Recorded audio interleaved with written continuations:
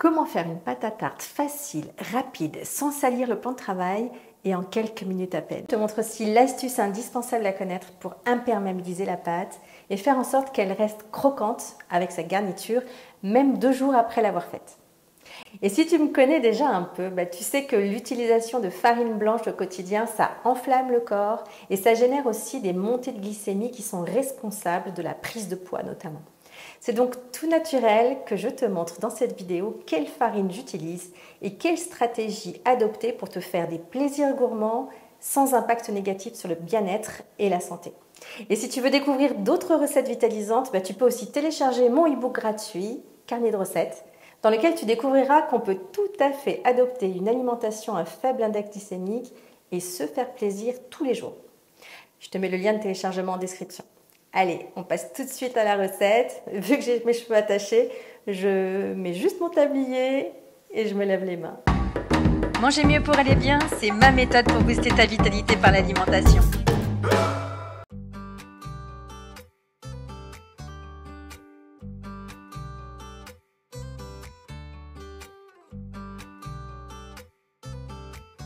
Dans le bol du robot, tu commences par verser 180 g de farine d'épeautre. Alors ici, j'utilise une mouture de type T130 ou T150. Les moutures de farine, elles servent à classifier les différentes farines selon leur degré de raffinage. Alors les farines raffinées, ce sont les farines de type 45 ou T55. Et une farine dite complète ou intégrale, elle aura une mouture de type T130 ou T150. Cette mesure, ça donne une indication sur la quantité de son et d'enveloppe du grain qui a été gardé pour faire la farine. Par exemple, pour une farine complète, on garde le son et l'enveloppe de la graine. C'est donc une farine qui contient beaucoup de fibres, plus de protéines, plus de vitamines et plus de minéraux. Et c'est pour ça qu'elles sont à privilégier pour prendre soin de ta vitalité. Tu as vu dans le robot, j'ai mélangé ensemble de la poudre d'amande, une pincée de sel, de la farine, un peu de sucre de coco et j'ai mélangé tout ça avec la feuille du robot. Puis j'ai ajouté de l'huile de coco. Alors ici, il fait tellement chaud en ce moment qu'elle était déjà fondue. Si tu réalises cette pâte en hiver, tu peux verser directement l'huile de coco en pommade.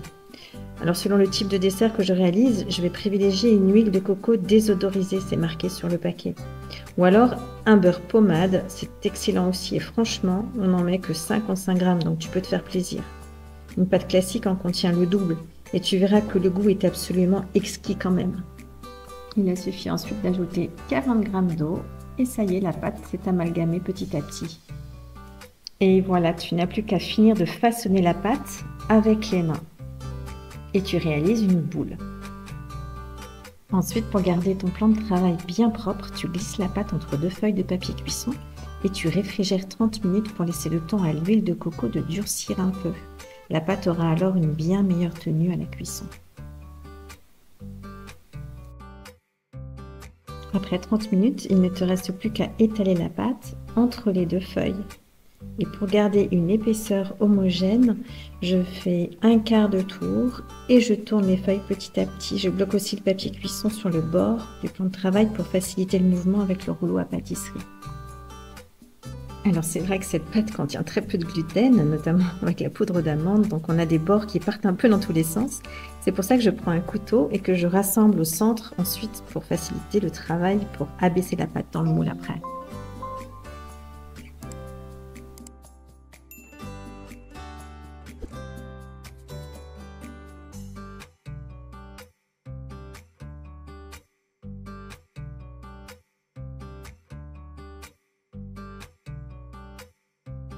Pour une pâte bien croustillante, j'utilise un moule métal perforé. C'est vraiment le top.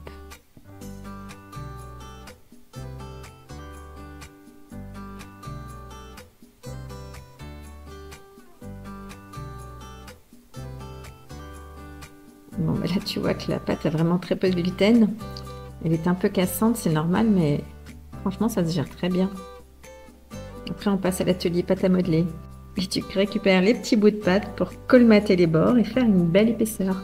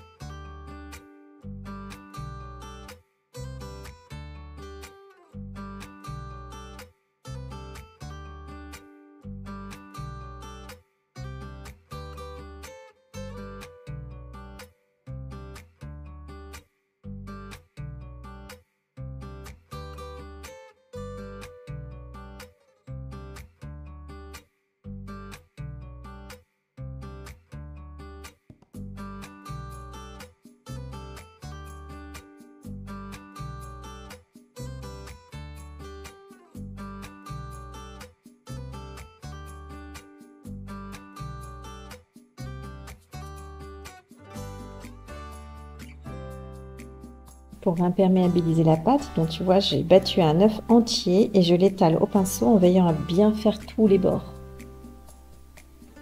En plus, ça va colmater les petites fissures s'il y en a. C'est impeccable.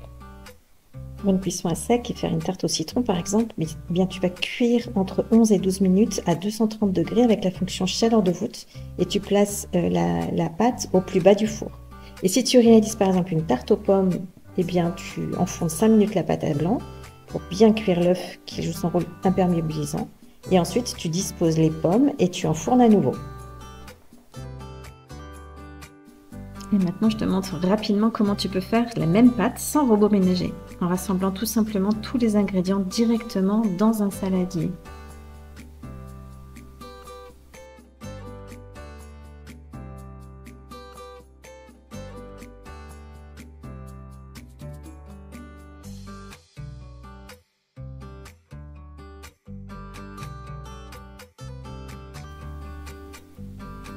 Et voilà, tu vois, ce moule est vraiment très pratique et puis cette pâte se démoule super bien.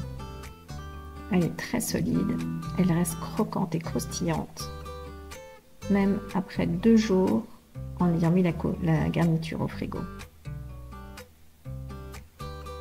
Alors là, tu peux faire une crème citron, tu vois, tu rajoutes l'appareil après. Et avec la même pâte, tu peux aussi réaliser une tarte aux pommes rustique. Et voilà, tu sais maintenant faire une pâte sucrée à faible index glycémique. Tu peux maintenant regarder comment je réalise aussi une pâte brisée salée et faire une quiche aux courgettes avec la vidéo qui est juste là. Et si tu souhaites en savoir plus sur les farines à IGBA que je recommande au quotidien, tu peux aller voir l'autre vidéo juste là. Et n'oublie pas de t'abonner, de cliquer sur le pouce si tu aimes le contenu que je propose et pour encourager aussi mon travail. Allez, je te dis à la semaine prochaine.